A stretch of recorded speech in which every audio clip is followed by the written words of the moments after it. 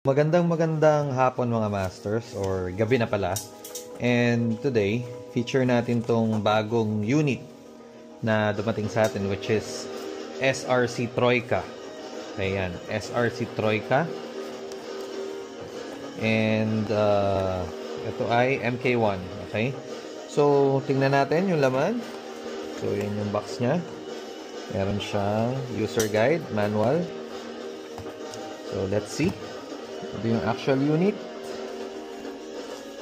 Tingnan muna natin yung magazine nya. So, mukhang standard na high kappa magazine. And I think pwede yung WE magazine dito. So, ayan. Gagamitin natin siya sa ating digital target. And ito yung unit mismo mga master. Take a look at this beautiful boy. So, may front fiber optic sights. Alright. And may magwell. Siyempre, nakita nyo yung mga designs niya, mga serration. And, pwede kayo maglagay ng red dot at saka ng flashlight. I'm sorry. Flashlight with laser pala. Okay. So, yung red dot, makakapaglagay kayo kung gagamit kayo ng high kappa mount. So, napaka-pogi, napaka-solid, and of course, itetest natin to, mga master. Gamit lang tayo ng master, pera ako ng gas and BBs. So, as you can see, nandito tayo sa ating testing range. Yung susubukan na natin tong SRC Troika at saka ng Chrono. Tingnan na rin natin ang Chrono, mga master, para makita nyo kung gaano siya, ano yung performance nito. Okay, load na natin ng gas.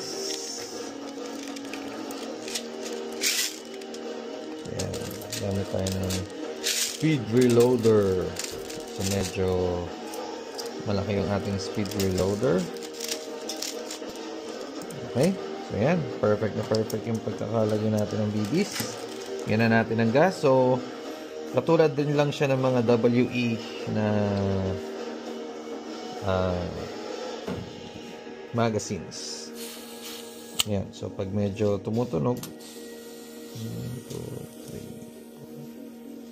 2, 3. Okay, goods. So, let's test SRC Troika. So, buksan natin yung Chrono. And open na pala siya. Let's see kung anong performance nito. Salpak natin yung magazine. So, Chrono testing. Okay. So, pull back. Let go. Okay. Smooth din yung slide niya. Firing. 340. So, isa pa. So, isa pa. Medyo lobat na. 333.7. Last one. 330.2. Okay. So, good. So, testing naman natin sa target shooting. Yan, gamit ang ating digital target range. So, subukan natin yung performance niya. So, first time natin itong gagamitin.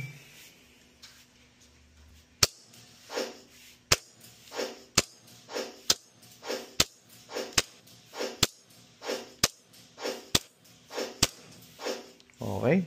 90 pa rin yung score natin. Ibig sabihin, medyo maganda yung groupings ng tama natin sa kanya. So far, so good itong ating unit. Ubusin na natin yung bala.